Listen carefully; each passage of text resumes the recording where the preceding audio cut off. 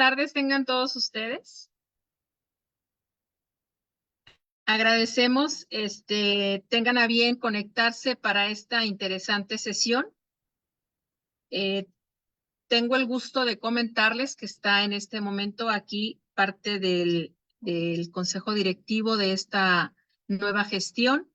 Nos acompaña la profesora Ruth Marceleño. Nos acompaña la enfermera quirúrgica Vero Solís y nos acompaña la enfermera quirúrgica Alma Valles.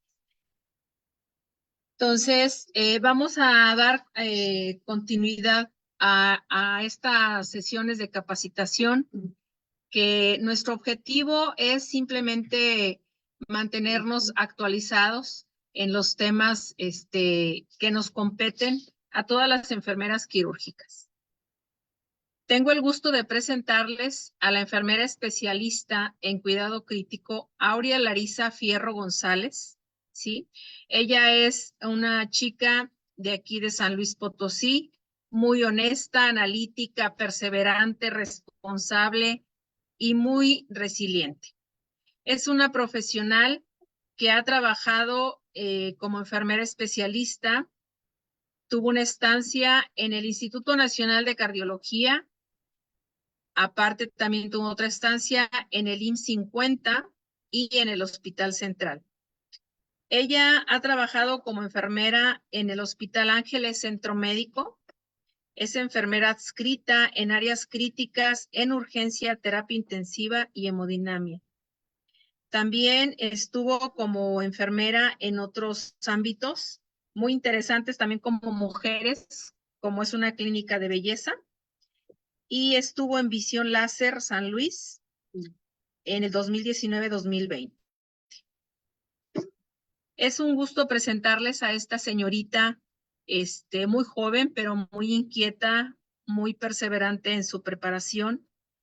Y pues bueno, también cuenta con un diplomado internacional en enfermería en cuidados intensivos por parte de la Asociación Mexicana de Enfermeras Especializadas en Medicina Crítica y Terapia Intensiva. Es egresada orgullosamente de la Universidad Autónoma de San Luis Potosí y realizó su pasantía en el Hospital General ISSSTE. Pues te cedo la palabra, Lari. Vamos a tener, después de tu presentación, una sesión de preguntas. Sí, muchas gracias, maestra. Quisiera poder, bueno, primero que nada, gracias por estar todos aquí. La verdad es que espero que disfruten esta sesión y el tema tanto como a mí me apasiona. Me gustaría poder poner mi cámara, nada más para que si conozco a alguien me reconocieran, ¿verdad? Porque me sonaron algunos nombres, pero creo que no tengo problemas con mi cámara. Entonces, bueno, como bien lo dijo Lari, Laura, sí, ¿sí? Lari, perdón, mira, ahorita esperamos que la persona del servicio de videoconferencia Ok. te active la cámara. En cuanto Ujú. te la active, ojalá y la puedas proyectar. Ok, muchas gracias. Perfecto. Pues bien, como lo comentó la maestra Patti, estudié la especialidad en cuidado crítico.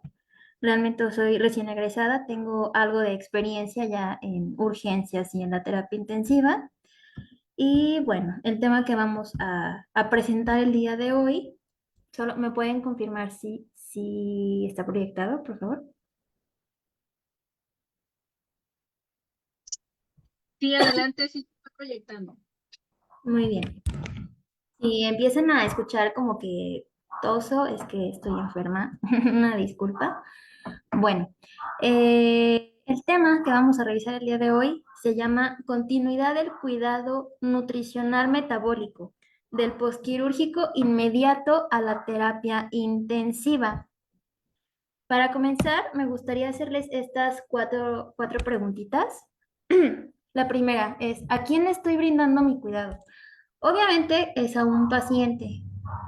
Obviamente va a ser un paciente quirúrgico o un paciente crítico. Aquí la cuestión no es esa, aquí la cuestión es qué características hacen que mi paciente posoperado, tal vez de una esplenectomía, sea diferente a otro que le siguió de la misma cirugía o una cole o la cirugía que ustedes quieran. ¿Qué lo va a diferenciar? Su historia clínica, no sé, piensen muy bien en esta pregunta.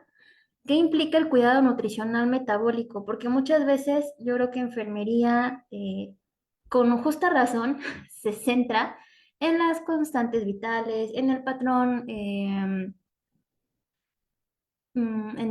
de actividad de ejercicio y en el nutricional metabólico a veces olvidamos o creemos que son actividades que van más encaminadas a un paciente en hospitalización.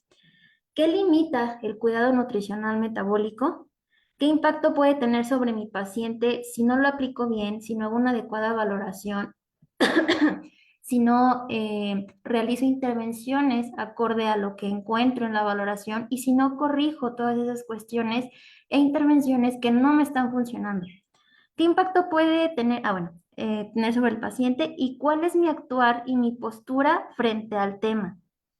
Tal vez no lo aplico mucho porque no sabemos mucho del tema o porque realmente no sabíamos, digamos, las novedades sobre varias cuestiones de este patrón funcional. Yo sé que muchas, o bueno, la mayoría podemos manejar los patrones funcionales de Mayor y Gordon o podemos manejar diferentes modelos o teorías de enfermería y está perfecto. ¿De acuerdo? O lo hacemos, no sé, cefalocaudal. La manera de trabajar de cada quien es diferente, pero pues todo va, digamos, a lo mismo. ¿De acuerdo?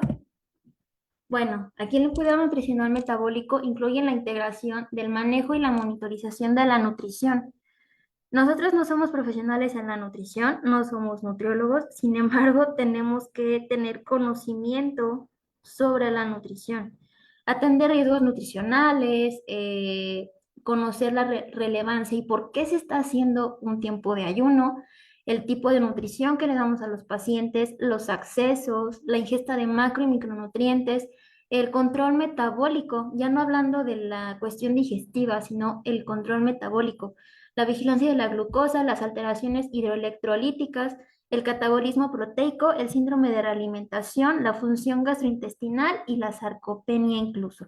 Entonces aquí si nos fijamos vamos a estar mezclando cuidados nutricionales metabólicos, incluso con cuidados destinados a la eliminación en cuanto a, por ejemplo, lo renal o las alteraciones hidroelectrolíticas, incluso la actividad de ejercicio con la cuestión de la sarcopenia.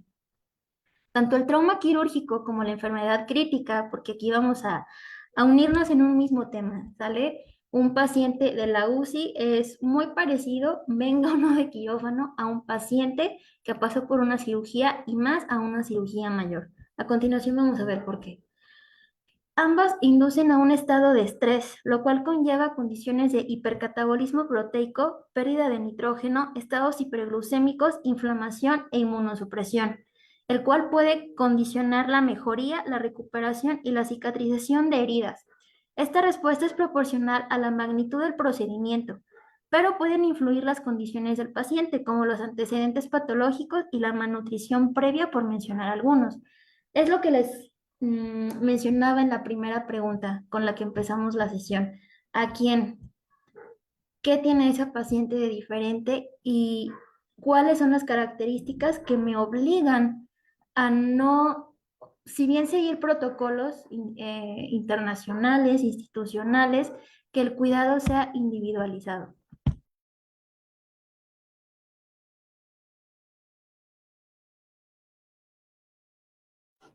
Y bueno, aquí los pilares son 5 en sí, son más, pero quise centrarme primero en estos, sería la enfermedad crítica, el trauma quirúrgico, el estado hipercatabólico, el descontrol metabólico y la desnutrición. Bueno, para entrar en calor, les comento muchas de las cuestiones que aquí vamos a platicar, que les voy a mostrar. Las tomé de guías internacionales como la American Society for Parenteral and Enteral Nutrition, ah, la ASPEN, la ESPEN, que bueno, en sí es la Sociedad Europea de la Nutrición Clínica y el Metabolismo, que son muy parecidas, sin embargo, sí hay puntos de corte muy diferentes. Y bueno, nosotros en la terapia, o al menos yo, me gusta implementar esta mnemotecnia. Se dice fast hugs in bed, please. Abrazos rápidos en cama, por favor. La verdad es que se oye mejor en inglés y funciona mejor en inglés. La podemos entender mejor. Muy bien, si empezamos, es como un recordatorio de los cuidados y las intervenciones que pueden ayudar a que nuestro paciente tenga una mejor estancia, mejor estadía y tenga resultados y no lo pongamos en riesgo durante su hospitalización. ¿De acuerdo? Aquí, ¿cuáles letras nos interesan? Vamos a decir todas. La primera es la F de feeding, de alimentación, de acuerdo, de tener una asesoría nutricional, de estar al pendiente junto con el equipo multidisciplinario, dígase médicos, dígase nutriólogos clínicos, dígase cualquier otro profesional o las diferentes especialidades médicas y otros colegas enfermeros, especialistas generales, que todos estemos en una misma sintonía y que nos interese el estado nutricional del paciente, ¿de acuerdo? Y tener en cuenta que todos tenemos y todos tienen necesidades distintas. Un paciente, no vamos a decir paciente diabético, más bien paciente con diabetes, con condiciones hipermetabólicas, así como un paciente con sepsis, un paciente con pancreatitis, un paciente que tenga quemaduras graves, un paciente gran quemado, ¿de acuerdo? Y seleccionar la mejor vía, la mejor ruta, la mejor nutrición y estar al pendiente de ese estado nutricional. La A, pues, es analgesia y la administración de agentes antieméticos. La S es sedación, pero una adecuada sedación y, por ejemplo, en pacientes con ventilación mecánica, valorar irla, como nosotros nos referimos, destetando para saber su, pues sí, tratar de despertarlo poco a poco, ¿de acuerdo? Cuando estamos controlando nosotros la sedación para pues poder progresarlo a una respiración regulada por ellos mismos. La T, tromboprofilaxis, bueno, aquí el uso de medias de compresión o, bueno, igualmente con metabolismo, perdón, con agentes tromboprofilácticos, la enoxaparina, heparina, etcétera.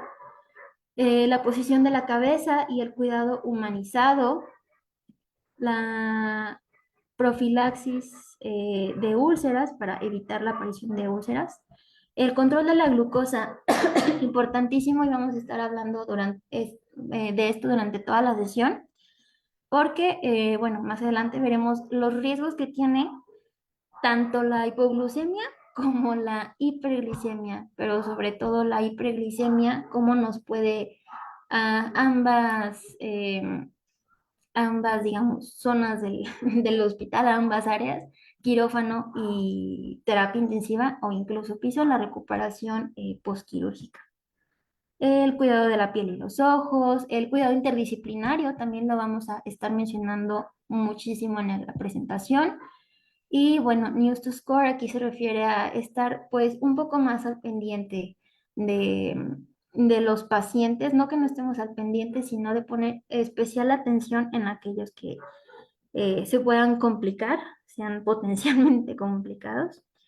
Y bueno, después tenemos el bowel care o el cuidado, digamos, del cuidado intestinal, ¿de acuerdo? Entonces es evaluar qué tan factible es la alimentación vía oral, vía enteral, la medicación. Igualmente va mucho de la mano de la F, de feeding, pero también vigilar la situación de la translocación bacteriana. Em, Espero que algunos estén familiarizados con este término, si no, igualmente lo vamos a ver. Pero no sé si alguna vez lo han notado que tenemos a un paciente, dígase en UCI, dígase posquirúrgico, que entra por un diagnóstico totalmente independiente de la cuestión gastrointestinal y se complica o empeora la situación porque empezó con datos de sepsis abdominal. O sabes qué, es que ya lleva 2 semanas sin poder tolerar la vía oral. ¿Y por qué no? Si él no tenía ninguna de estas cuestiones. La E, environment, o sea, se refiere muchísimo también, por ejemplo, al ciclo circadiano. Tratar de igualar en la terapia los tiempos, ¿no? Como normalmente los viviríamos. Destinar los tiempos para dormir, aunque seamos que el paciente está en sedación, está con medicamentos, bueno, igualmente, por ejemplo, no darle de comer a altas horas de la noche, puede decir que, ay, ¿sabes qué? La dieta me la trajeron a las 7, pero pues se la pasé ahorita que me acordé y ya son las 12. Y ¿sabes qué? Se la voy a dejar a chorro, ¿no? En lugar de una bomba de infusión, a chorro. Híjole, si me vació, bueno, pero no importa, lo importante es que está comiendo. Cuando la realidad es que no. Y bueno, desescalar también el cuidado cuando ya no hay mucho que ofrecerle al paciente.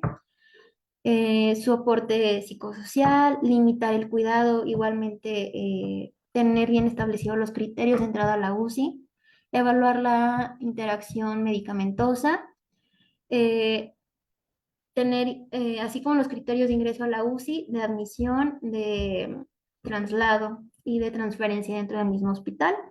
Igualmente, estar pendientes y tener equipos de respuesta rápida ante una sospecha de choque y la movilización temprana y prevención de caídas. Aquí igualmente va a depender de cada paciente, pero lo recomendable es iniciar la movilización temprana, igualmente con los compañeros o compañeras de fisioterapia.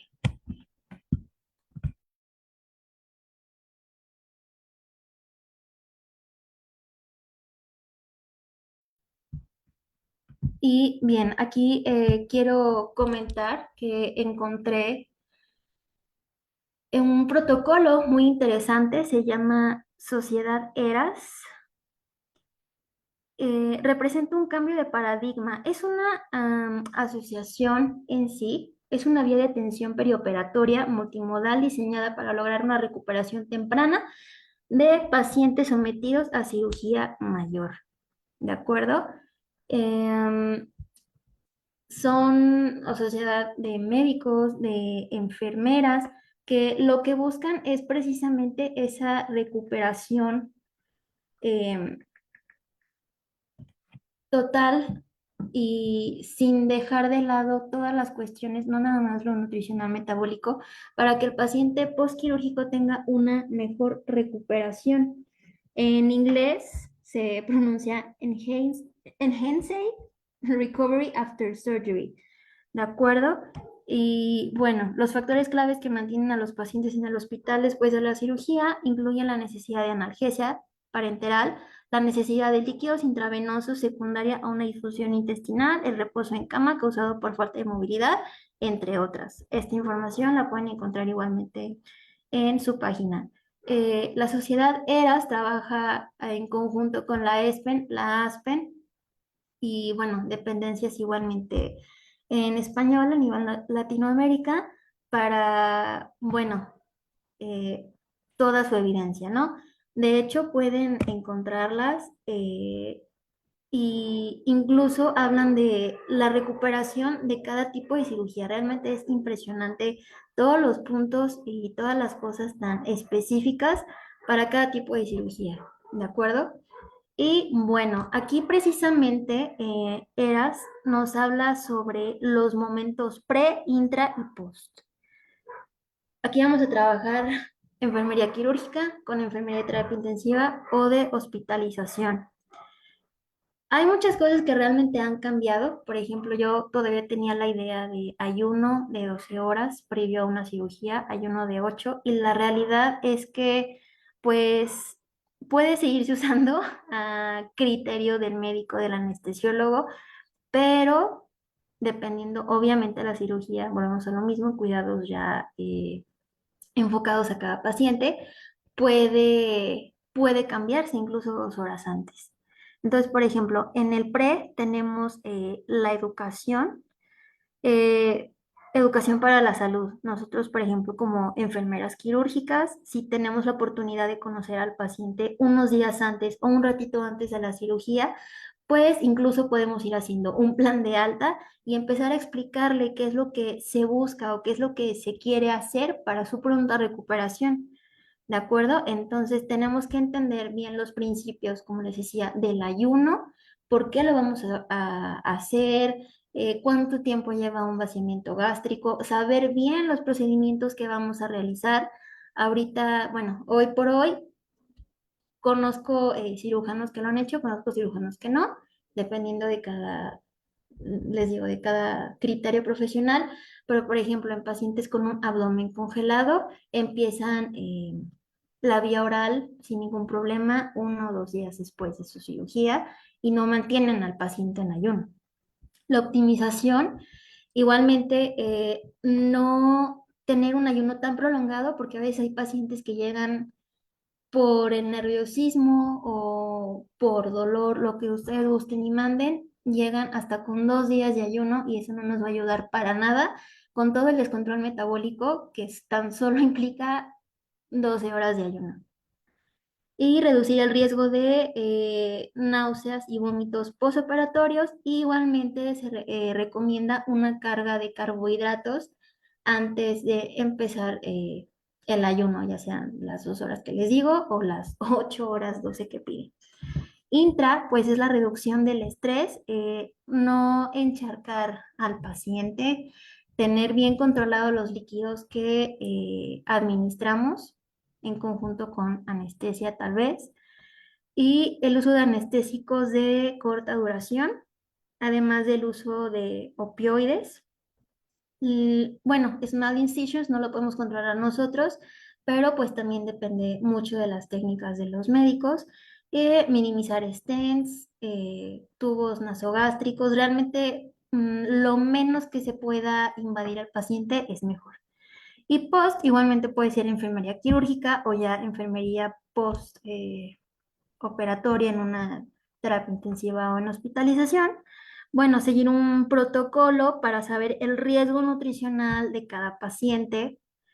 Empezar la nutrición oral temprana, ya sea con algún acceso, pero siempre se va a preferir primero la vía oral y si no, alguna sonda nasogástrica. No queremos invadir al paciente, lo que voy a decir, pero pues a veces es necesario, ¿de acuerdo? Y bueno, ya que lo tolere y pueda comer por sí solo, retirarlas. El, el hecho de quitar líneas y drenajes también, pues, ¿por qué? Porque mal que bien es una entrada, ¿de acuerdo? Y recordemos que enfermería, o lo que les decía, que implica el cuidado nutricional, el estado de hidratación, además de nutricional, el estado hidroelectrolítico, pérdidas de nuestro paciente, ya sea sangre, ya sea exudado de cualquier tipo, la vigilancia de los drenajes, la movilización temprana y, bueno, seguir los protocolos igualmente de la EAS. Aquí es básicamente lo mismo que acabamos de decir, nada más que se considera la evaluación con la escala Nutric, con la escala Apache para saber, sobre todo los pacientes críticos, cuál puede ser bueno, cuál es la línea de acción, en qué momento de la enfermedad crítica o del trauma quirúrgico estamos. Vamos a ver a continuación esas etapas para saber, vamos a darle de comer, no le vamos a dar de comer, qué medicamentos estamos utilizando para él. También el uso de ventilación mecánica. Entonces, es de nuevo cuidado individualizado a cada paciente. Aquí vemos en el centro que está el consenso multidisciplinario, nutricionistas, enfermeros, enfermeras, médicos y fisioterapia. ¿De acuerdo? Y bueno, nada más recordando la fisiopatología, por ejemplo, aquí tenemos en una situación de ayuno, ¿de dónde vamos a obtener esa energía? ¿De dónde los pacientes van a obtener esa energía? Bueno, principalmente del músculo, de las proteínas vamos a obtener aminoácidos. A nivel hepático se puede producir la gluconeogénesis, puede entrar el ciclo de Cori, que sabemos que es un intercambio de aminoácidos y proteínas entre músculos y, bueno, entre el hígado. Y al final vamos a producir glucosa, que se puede utilizar a nivel del sistema nervioso central, en células sanguíneas, en médula ósea. Igualmente, el glucógeno almacenado a nivel hepático, bueno, pues se va a degradar y se va a convertir en glucosa. A nivel de tejido adiposo, bueno, empezamos todo a dividirlo en sus pequeñas partes. Vamos a obtener triglicéridos, glicerol, ácidos grasos. Estos igualmente se van a convertir en cuerpos cetónicos que pueden ser utilizados por el corazón, el músculo y el riñón. Incluso en pacientes con cetoacidosis diabética existe un periodo, muy corto periodo de tiempo, en que el cuerpo adapta una situación que precisamente así se llama, adaptación cetogénica. Entonces utilizamos incluso esos cuerpos cetónicos a nivel del sistema nervioso central. Por mencionarlo, es lo que les decía, aquí tenemos el tiempo del ayuno. Eh, Esta gráfica me gustó hacerla como teniendo en cuenta lo normal. Y si vemos aquí arriba, dice ayuno o enfermedad crítica. Desde la última ingesta, desde la última comida que realizamos, desde lo último que ingerimos, empieza pues la fase posabsortiva y a las 6 horas empezamos, bueno, se puede decir que a descomponer, a utilizar todos esos sustratos, todos esos macronutrientes que ingerimos. A las 16 horas estamos en una etapa de glucogenólisis, estamos utilizando el glucógeno almacenado a nivel hepático, a nivel muscular.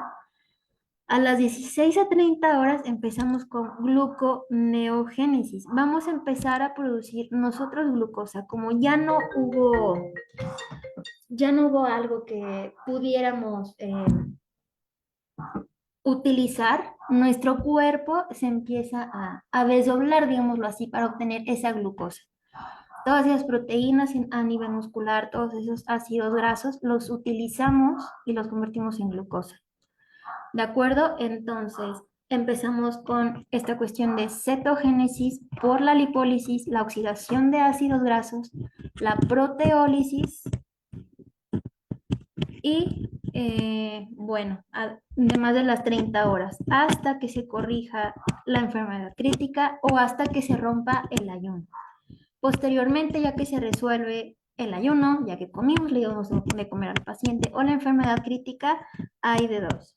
Bueno, aquí lo tenemos. Inicio de dieta o mejoría o empezar en el PICS. El PICS es un síndrome muy, muy, muy propio de los pacientes de la UCI donde están en un catabolismo persistente.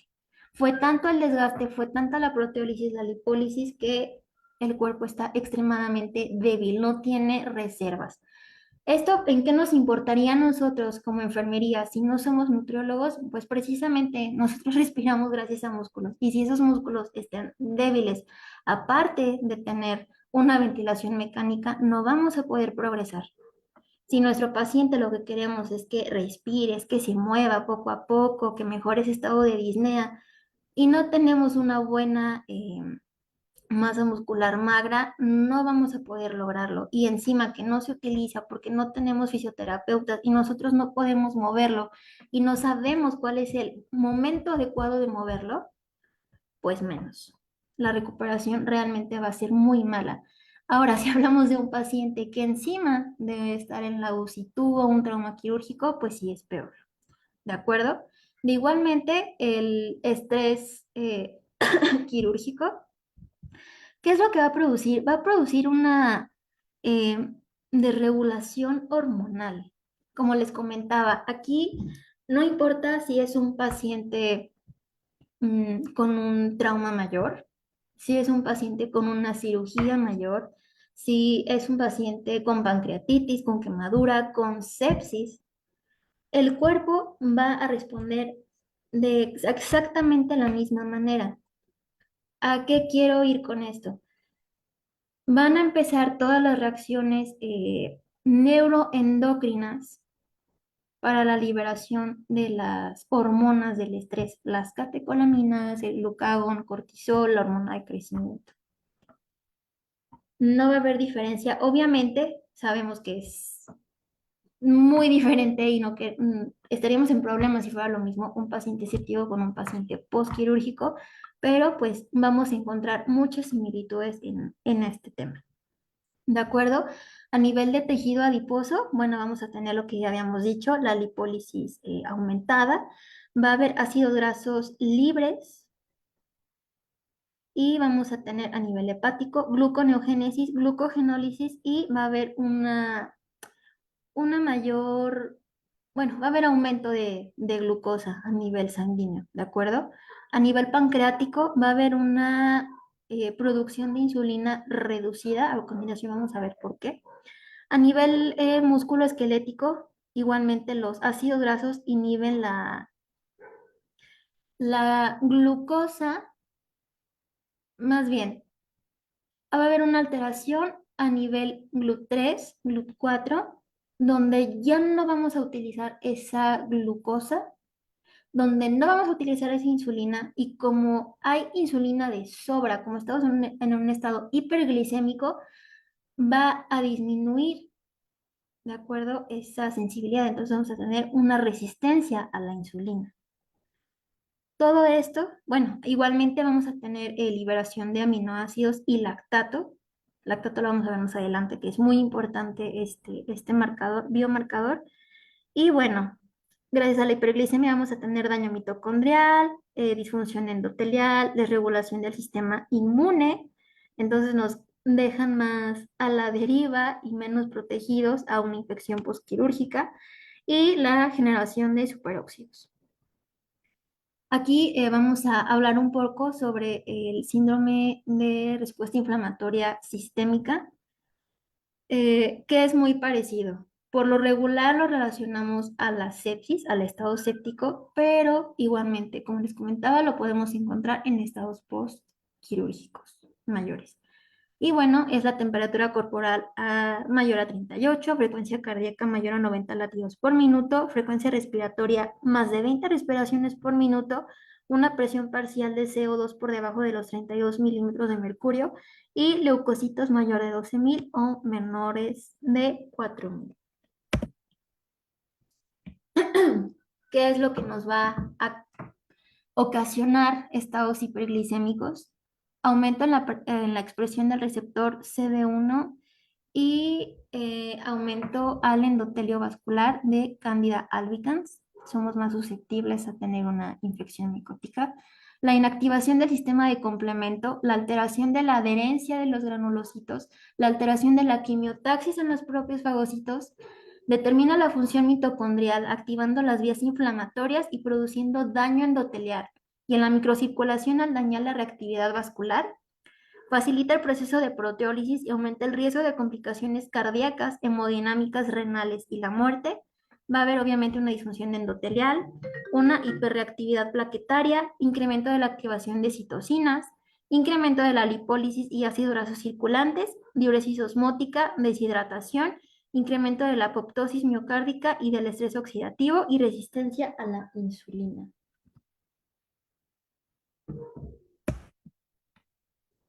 Aquí es lo que les comentaba. Los puntos clave de la respuesta a una injuria o agresión, sea cual sea, va a haber un aumento en el gasto energético. Vamos a terminar con todas las reservas que tengamos, ya sea en forma de músculo, de proteínas, de tejido adiposo. Va a haber una elevada excreta urinaria de nitrógeno, porque al degradarse la proteína, al degradarse el músculo, vamos a tener, ya sabemos, productos de desecho, urea creatinina, pero igualmente va a haber una excreción aumentada de nitrógeno. Alterado patrón plasmático y muscular de aminoácidos, movilización de ácidos grasos y triglicéridos, bajo colesterol HDL, o sea, el bueno, alterado patrón plasmático de ácidos grasos, moderada citosis. Puede ser moderada o no puede ser tan moderada. De hecho, me acaba de pasar esta semana con paciente posoperada por una fractura de cadera, sí podría considerarse la cirugía mayor. Y bueno, paciente con mal control de su diabetes, hipertensión, iba muy bien realmente de la evolución normal de la fractura, pero nos cae en cetoacidosis diabética y obviamente todo se complicó. Una paciente que pudo estar perfectamente en un piso de cirugía, pues terminó algunos días en la UCI. Hiperglicemia con hiperinsulinemia, podemos encontrar acidosis láctica, hipervolemia y pérdidas urinarias de zinc, magnesio, fosfato y potasio. Igualmente, lo que les comentaba, y yo creo que a todos nos da miedo y a mí en algún punto también, fue, ¿y cómo vamos a actuar ante pacientes posoperados del tracto digestivo? ¿Qué habrá de diferente con ellos? Y bueno, también podemos encontrar en estas guías que les comentaba, realmente todas, o bueno, ninguna, con sus excepciones, nos delimitan la ingesta oral o empezar vía oral en pacientes posoperados del tracto digestivo.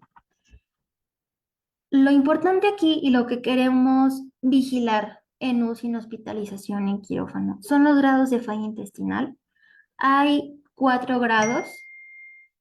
Eh, realmente estos deberíamos de verlos con la valoración inicial cuando llegamos y preguntamos cómo estuvo el paciente, cuando lo auscultamos, cuando revisamos su perímetro abdominal, eh, cuando empezamos la dieta, ¿sale?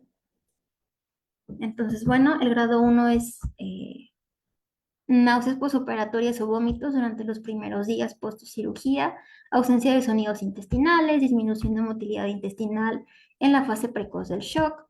El grado 2 ya hablaríamos de una gastroparesia, aumento del residuo gástrico, parálisis del tracto gastrointestinal, diarrea, aumento de la presión intraabdominal entre 12 y 15 milímetros de mercurio, sangrado digestivo, intolerancia a la nutrición enteral. El grado 3, persistencia de la intolerancia a pesar de intervención terapéutica, residuo gástrico aumentado, parálisis gastrointestinal, distensión intestinal, elevación de la presión intraabdominal y presión de perfusión abdominal baja. ¿De acuerdo? Entonces diremos, ¿cómo podemos darnos cuenta? Es lo que les digo, la valoración. Sé que a veces no tenemos cómo medir la presión intraabdominal, pero bueno, si tenemos algún transductor, manera de poder medirla y una sonda Foley, excelente. Hay incluso videos, ¿de acuerdo? Está la técnica correcta en libros, en archivos, donde podemos revisar cómo medir la presión intraabdominal. Vamos a escucharlo. Ay, está el peristaltismo disminuido, el peristaltismo está aumentado. ¿Sabes qué? Es que tuvo náuseas, es que tuvo vómito, ya le pusimos ondansetron, ya le pusimos metoclopramida, incluso la eritromicina. La eritromicina sabemos que pues es un antibiótico, sabemos que es un fármaco, pues no nos imaginaríamos que nos funciona como un antiemético. Sangrado digestivo, ahí de nuevo valoramos patrón de eliminación, cómo está haciendo, es melénico, es sangre fresca, de qué color, ¿de acuerdo? Igualmente, el grado 3, persistencia de la intolerancia, bueno, esto ya lo habíamos visto, distensión intestinal. Híjole, es que el paciente pues tiene abdomen globoso a expensas de tejido adiposo. Bueno, desde que llega UCI, desde que llega piso, vamos a ponerle la cinta o cada que es cambio de turno vamos a medir ese perímetro abdominal. ¿De acuerdo? El grado 4, pues ya hablamos de una isquemia intestinal con necrosis, una hemorragia, un shock hemorrágico, síndrome compartimental abdominal y riesgo vital inmediato. Aquí, bueno, les dejo esta imagen que sería la translocación bacteriana. Aquí podemos observar, incluso ahí dice que es por sepsis, eh, pero puede ocurrir en, en la estancia hospitalaria después de un tiempo prolongado de ayuno, después del uso no prolongado, incluso las primeras 12 horas, el primer día de tener aminas vasoactivas.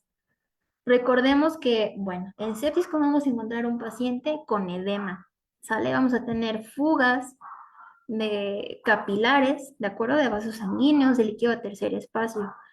Con el intestino va a ser, o el tracto gastrointestinal, va a ser muy parecido. Vamos a tener fugas. De hecho, en inglés se dice leaky bowel, quiere decir que gotea, que fuga, ¿de acuerdo? Entonces, a nivel vascular, vamos a tener, si bien el secuestro un tercer espacio, pero imagínense a nivel gastrointestinal, ¿qué es lo que vamos a tener?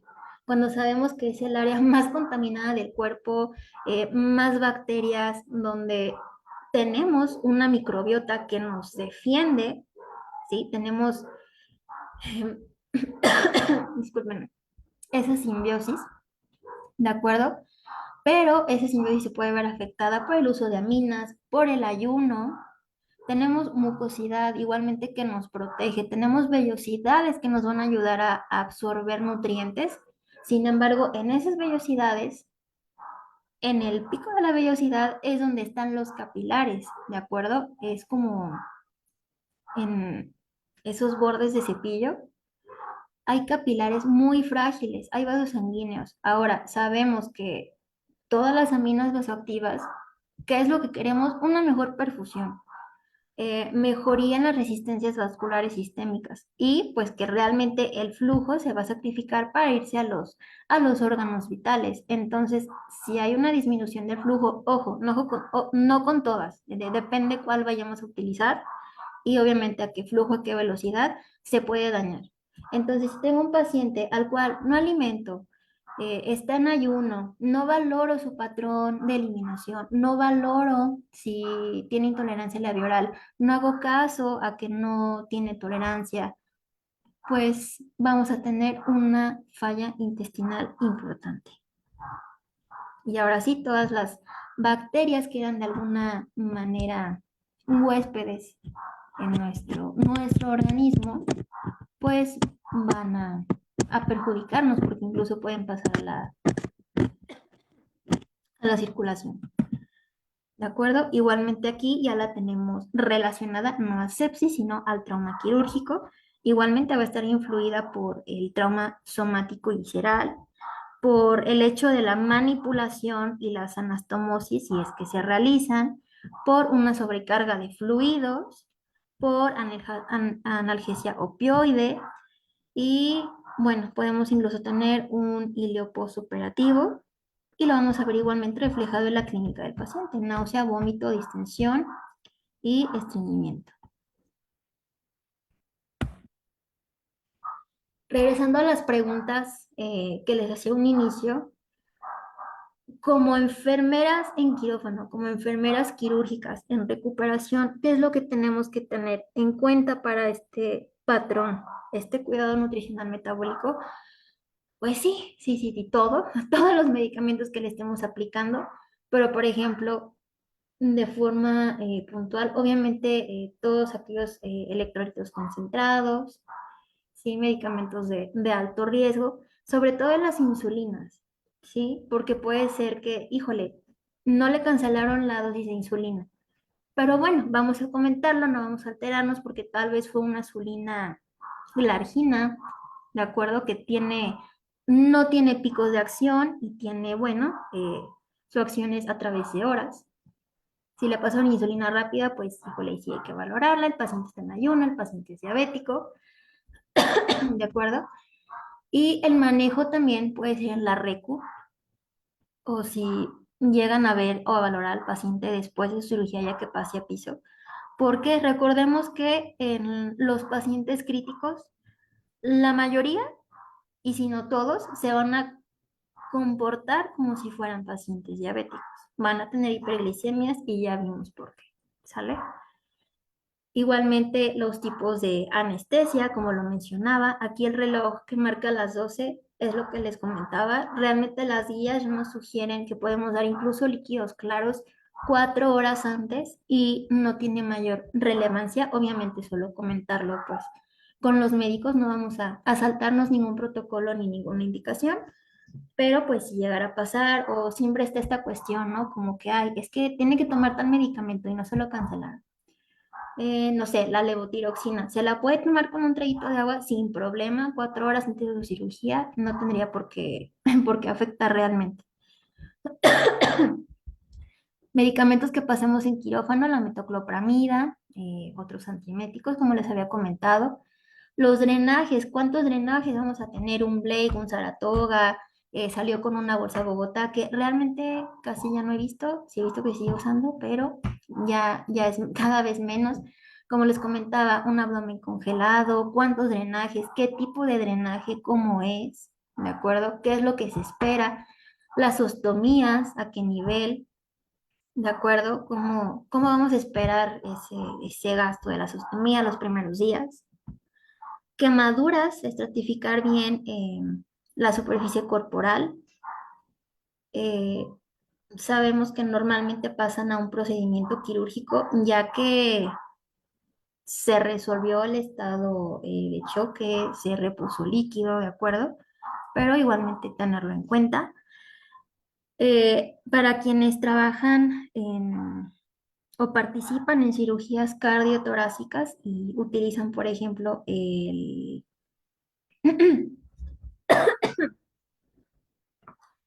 Dios, o han visto el sistema ECMO o toda esta cuestión de circulación extracorpórea en cirugías cardiotorácicas, obviamente son, y es esperable, los, las cirugías que más impacto y más repercusiones metabólicas tienen, ¿de acuerdo?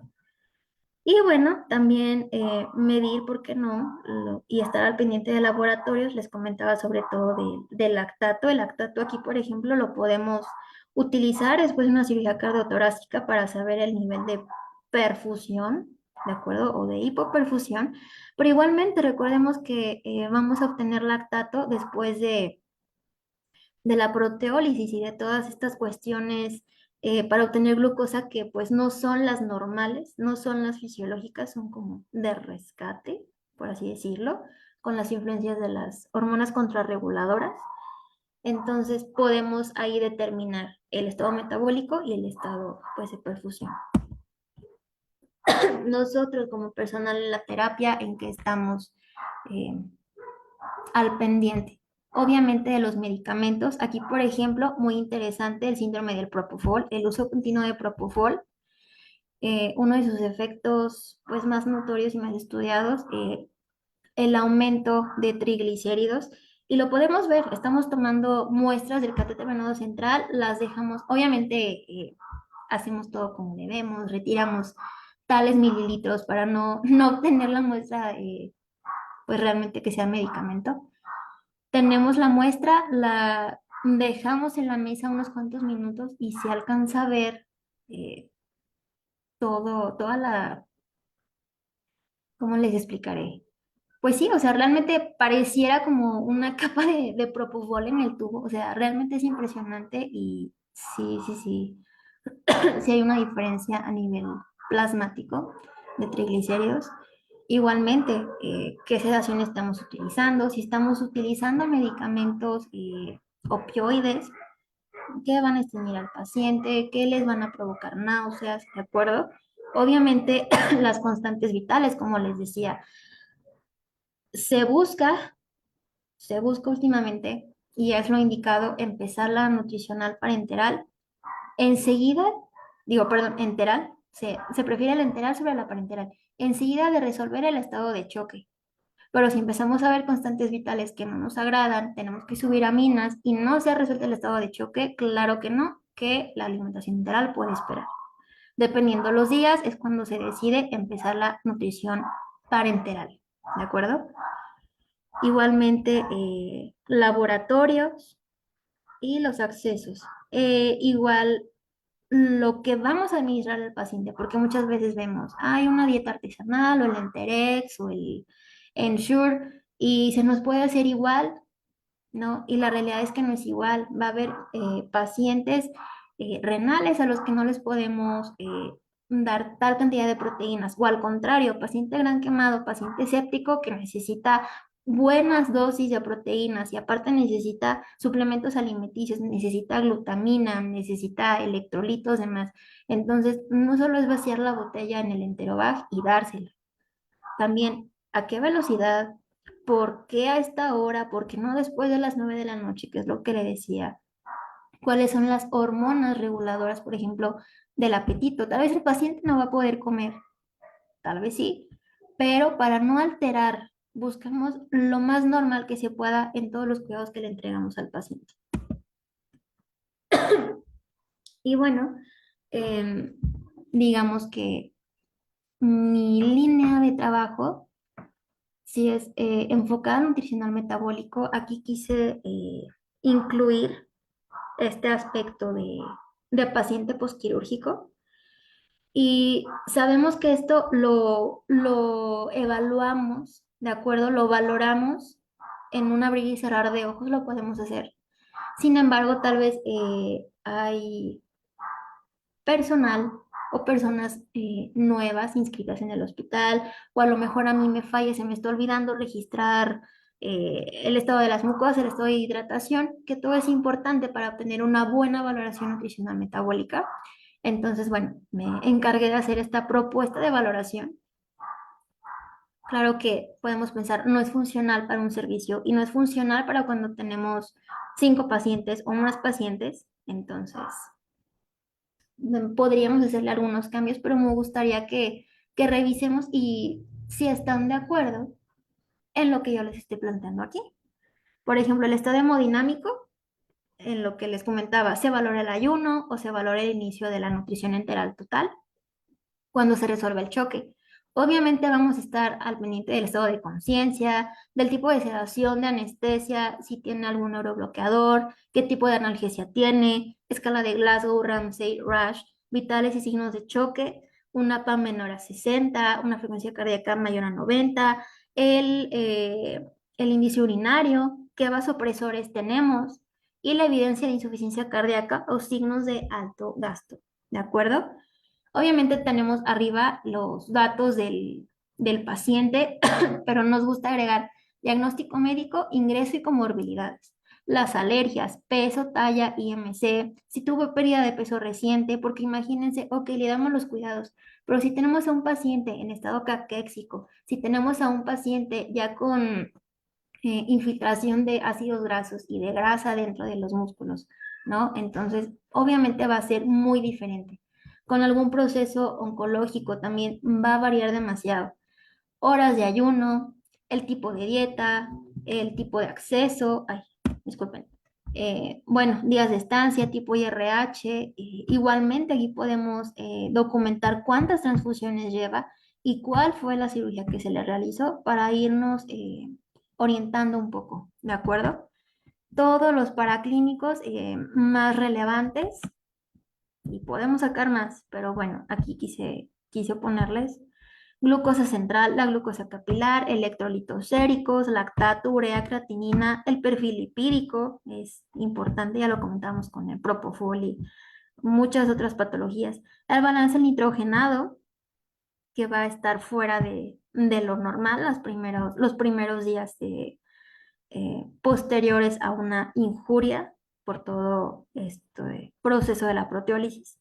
Albúmina, la prealbúmina, antes era un indicador muy puntual de la desnutrición, pero bueno, aquí ya no lo tomamos tanto así como una desnutrición, pero sí, por ejemplo, verlo en proteínas totales, ¿no?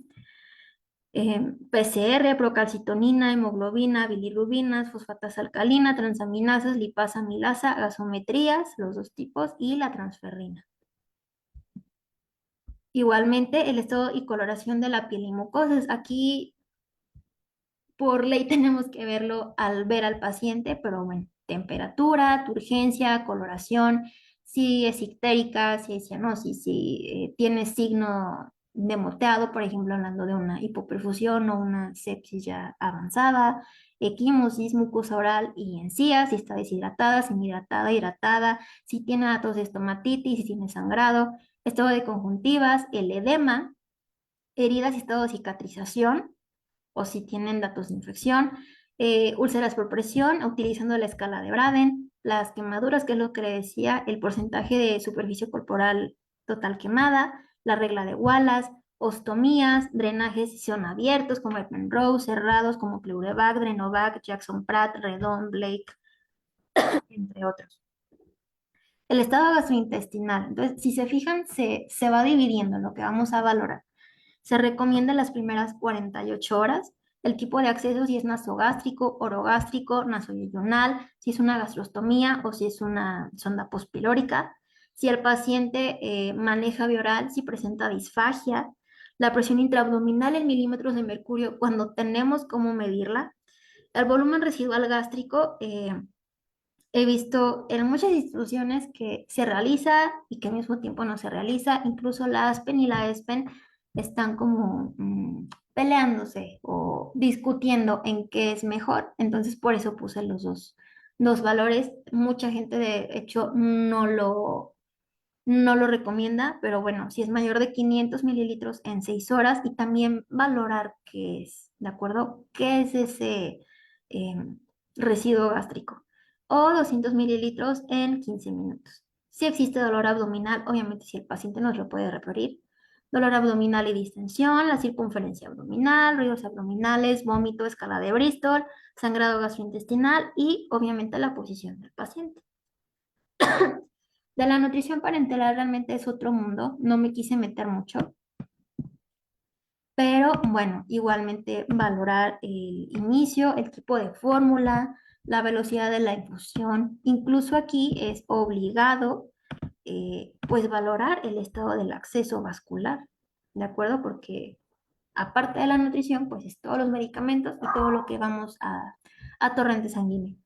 Y medicamentos, importante lo que les comentaba, la insulinoterapia, el tipo de insulina, la dosis, la vía y el horario, el uso de procinéticos y de antieméticos, evaluar el tratamiento actual, propofol, esteroides, por aquello de la hiperglicemia que les comentaba, los citotóxicos también, terapia endovenosa, qué tipo de suero, si es cristaloide, si es coloide, goteo o infusión, electrolitos IV y hemoderivados.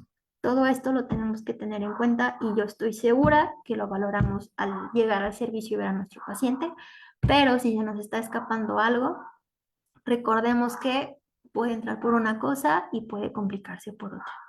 Igualmente abajo tenemos el riesgo y requerimiento nutricional según la calorimetría indirecta, que eso pues ya se desarrollaría de manera conjunta con nutrición clínica. Y bueno, una valoración de riesgo mediante el Nutritional Risk Screening, que es una escala, o bien se puede usar otra que se llama Nutric Score. La podemos aplicar, bueno, la Nutric la podemos aplicar nosotros, pero la calorimetría indirecta y la NRS, pues sí sería con la mano de nutrición. Y pues para quien le gusta manejar diagnósticos de enfermería, la verdad es que yo como recién egresada siento que todavía, y me gusta mucho manejarlos, le dan un enfoque distinto a nuestro trabajo. Quise desarrollar 5 con lo que acabamos de revisar, que realmente es muchísimo más, es muy extenso el tema, pero bueno, vamos a empezar.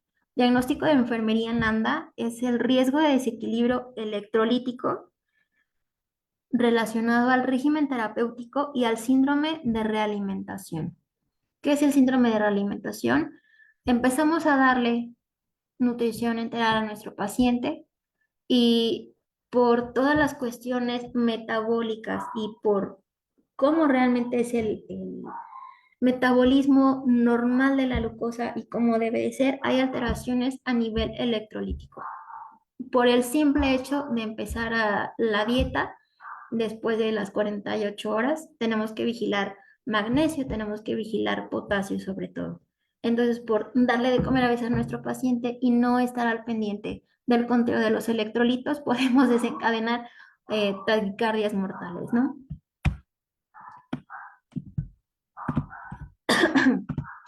Diagnóstico de enfermería NANDA, el riesgo de nivel de glicemia inestable, obviamente, en personas en unidades de cuidados intensivos o debido al procedimiento y trauma quirúrgico.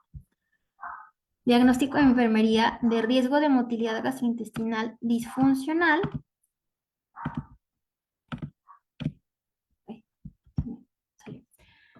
Eh, relacionado a la disminución en la circulación gastrointestinal y alimentación enteral y el procedimiento quirúrgico abdominal. Ya lo veíamos, la disminución de la circulación obviamente por un estado de choque, dependiendo de los vasopresores que estamos utilizando y dependiendo la dosis e infusión a la que lo tenemos, dependiendo de la alimentación enteral y del procedimiento quirúrgico que se hizo por la manipulación por alguna anastomosis.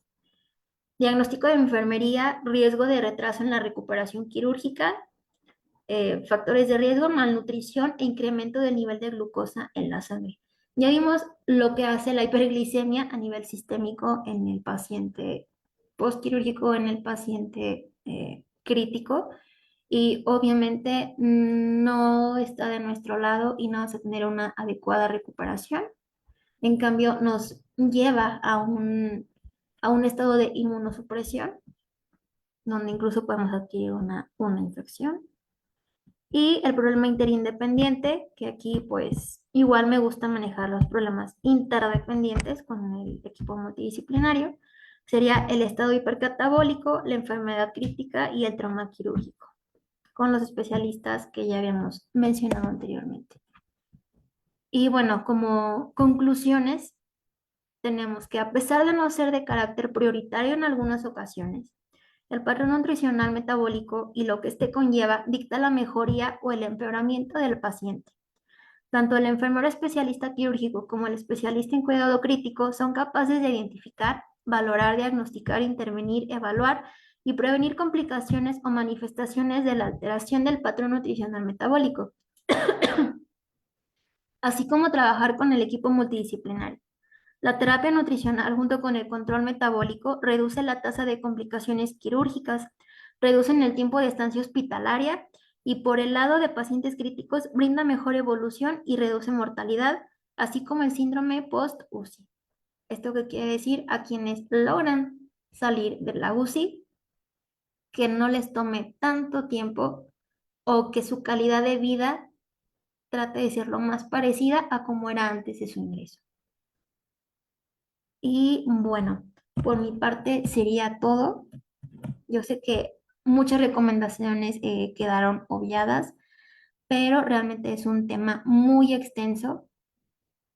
Realmente con el tema de la hiperglicemia ya hubiéramos tenido, pero bueno, espero haber dado un nuevo enfoque a cómo valoramos este patrón nutricional. Em, Tengo trabajos enfocados en pacientes sépticos, pero bueno, en pacientes quirúrgicos, como les comento, es un paciente crítico realmente, solo que pasó por quirófano y por el bisturí. Y hasta aquí sería mi presentación.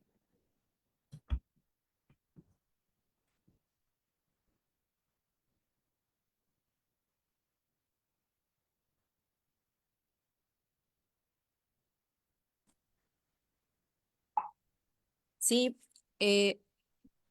buenas tardes. Les agradecemos su atención para la conferencia que nos acaba de dar Larisa.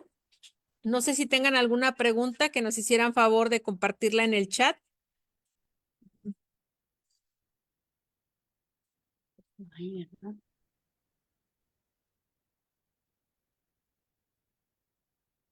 Bueno, Lari, por acá hay otra pregunta. Bueno, esta sesión, aparte de estar aquí con vía Zoom, también está a través de Facebook.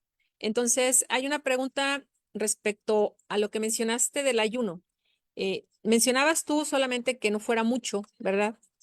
El tiempo de ayuno. Sin embargo, En tu actividad que has realizado en el cuidado intensivo de pacientes posquirúrgicos, ¿qué es lo más idóneo? ¿Cuánto tiempo sería lo prudente para reiniciar, sea una alimentación enteral o una parenteral, como lo bien lo mencionaste? Obviamente dependiendo del tipo de paciente, ¿verdad? Pero cuánto sería el tiempo?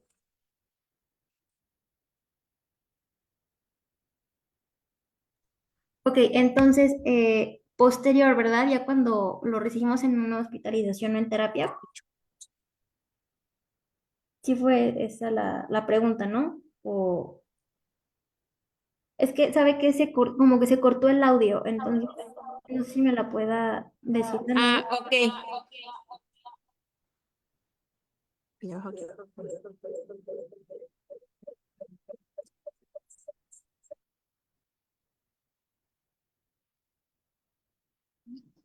A ver, ¿aquí me escuchas bien, Lari? Sí, sí, sí, sí. Ok. Respecto al ayuno que mencionabas, porque mira, nosotros como enfermeras quirúrgicas, obviamente, sabemos del ayuno prequirúrgico, pero Ujú. tú nos estás hablando desde tu expertez con el paciente en cuidado crítico, que solamente mencionabas que no debiera decir mucho tiempo el que esté el paciente. Mi pregunta es, según tu experiencia en el manejo de ese tipo de pacientes, ¿cuál es el tiempo más idóneo de iniciar sea una alimentación enteral o una parenteral? Porque bueno, esto lo va a determinar el estado crítico en el que se encuentra el paciente. Pero Ujú. ¿cuánto sería lo prudente? Ok, pues en cuanto al paciente crítico, para empezar la alimentación enteral o la nutrición parenteral, eh, sí, últimamente, o sea, desde mi punto de vista personal, con los médicos que me ha tocado trabajar y los compañeros, el equipo multidisciplinario, sí se prefiere dentro de las 48 horas. Obviamente hay cuestiones, dependiendo de cada paciente, en donde se tiene que retrasar un poco más, pero bueno, las condiciones en pro de la nutrición enteral, por ejemplo, aunque suene increíble y nos parezca riesgoso, puede ser en pacientes con ECMO, en pacientes con TCE, con un EBC isquémico hemorrágico, con lesiones en columna vertebral, pancreatitis. Antes teníamos muy arraigada esa idea de que paciente con pancreatitis no le vamos a dar de comer y si le damos de comer va a ser con una sonda. Y la realidad es que ahorita se prefiere vía oral y que sí tome alimento. Obviamente, dependiendo del estado flow, del estado de la enfermedad crítica, va a depender incluso, y bueno, de la estratificación del riesgo nutricional, vamos a ir escalando, ¿sí? Es un trabajo conjunto con nutrición y con los médicos, porque no vamos a dar de comer lo mismo, o no debería de ser eso, y no vamos a manejar el mismo contenido de proteínas, mismo contenido de carbohidratos, mismo nivel calórico, ¿de acuerdo? Mismo contenido calórico. Incluso, bueno, como les comentaba, pues operados de cirugía gastrointestinal, de cirugía aórtica abdominal incluso, con trauma abdominal, siempre y cuando la continuidad del tracto gastrointestinal haya sido confirmada o restaurada. Pacientes en decúbito prono, con abdomen abierto, con abdomen congelado, ¿de acuerdo?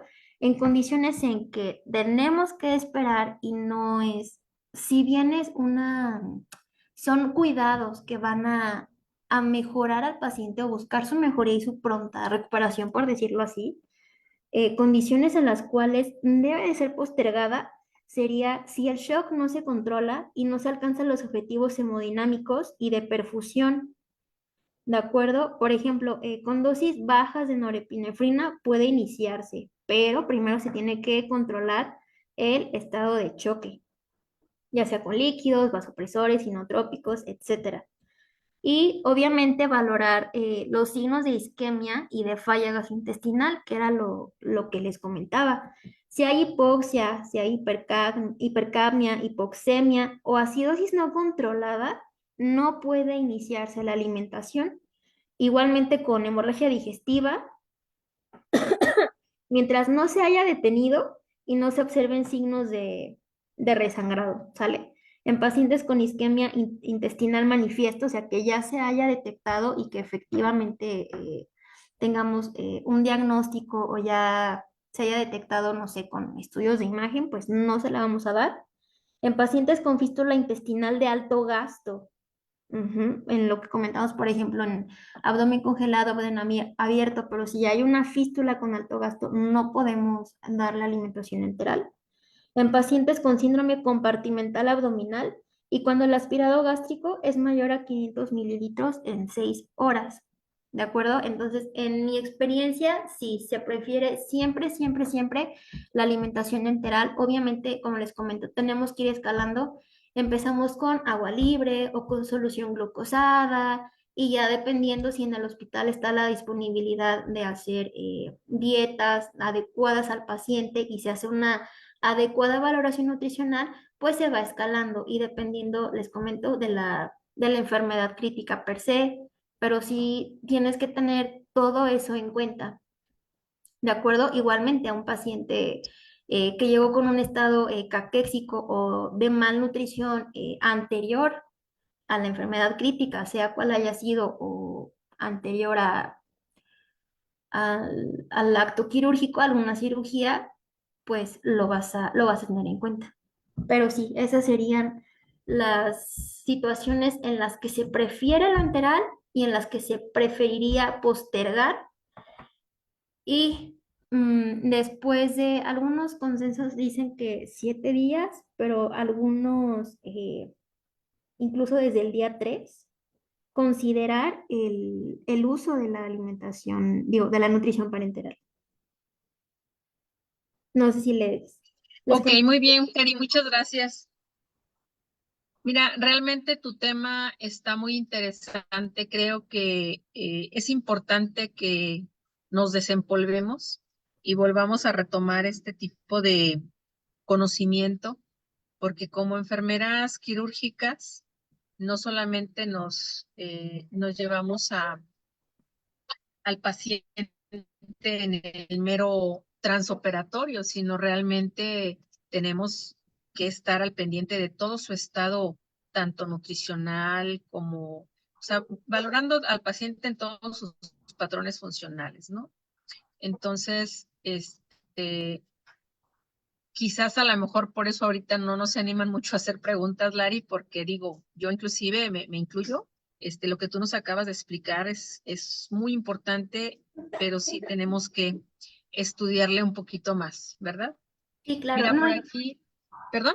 no, y entiendo su postura porque igualmente a lo mejor malamente nosotros también nos enfocamos solo en el estado cardiorrespiratorio del paciente, ¿no? Y en valorar el estado neurológico. Pero como les comentaba, ¿qué estamos cuidando?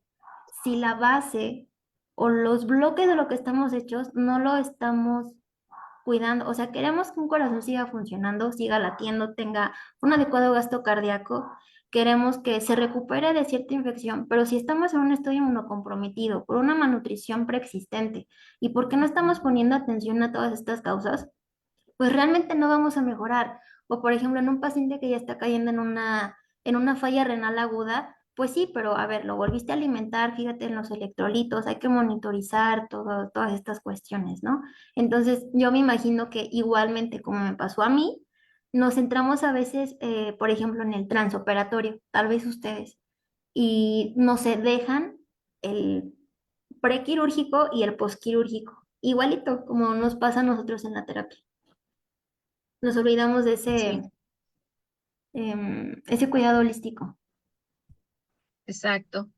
Sí, pues muchas gracias, Lari. Mira, te mandan felicitaciones, agradecen este tema que ha sido relevante y que bueno, pues tenemos que ponernos a estudiar y por ahí te mandan saludos desde Ecuador eh, y de varias partes de aquí de San Luis. Le voy a ceder la palabra a mi compañera Ruth, por por si si quiere quiere agregar agregar algo. algo. Hola, buenas noches, Larisa. Un gusto escuchar tu ponencia. En verdad es una ponencia con alta calidad de contenido y efectivamente coincido con las palabras de la maestra Patricia Muñiz, que todavía nos quedamos cortas si nos abocamos en ciertos temas y no vamos más allá acerca del beneficio del paciente. Mira, quiero comentarte que tenemos pues, aun cuando es una audiencia corta, creo que es una audiencia con gran interés en los temas. Gente de Ecuador, gente que se está comunicando del Hospital General del Liste, Hospital La Loma, ¿sí? Hospital General déjame ver por acá, Hospital General del Liste, y nos están mencionando Otra, eh, otra felicitación en relación a los temas que son muy actuales. La verdad es que me da mucho gusto poder participar en esta nueva gestión y ver que con gran agrado tenemos gente muy joven, muy capaz, con mucho conocimiento y mucha experiencia. Ojalá poco a poco todo este personal joven que nos precede venga con esas ganas de seguir estudiando, de seguir superándose y que nosotros que estamos aquí a un ladito poderlas apoyar desde estas plataformas de capacitación. Muchas gracias por tu participación, es un gusto y nos estaremos viendo en otro momento. Muchas gracias. Muchísimas gracias a ustedes por la invitación y por su atención. Y sí esperamos que podamos desarrollar cada uno de los temas que tocamos el día de hoy ya con más tiempo. Sí. Bueno, pues nos despedimos. Los esperamos para la siguiente sesión y ojalá se sigan conectando y continuemos aquí en comunicación. Muchísimas gracias, Lari. Nos vemos. Hasta luego.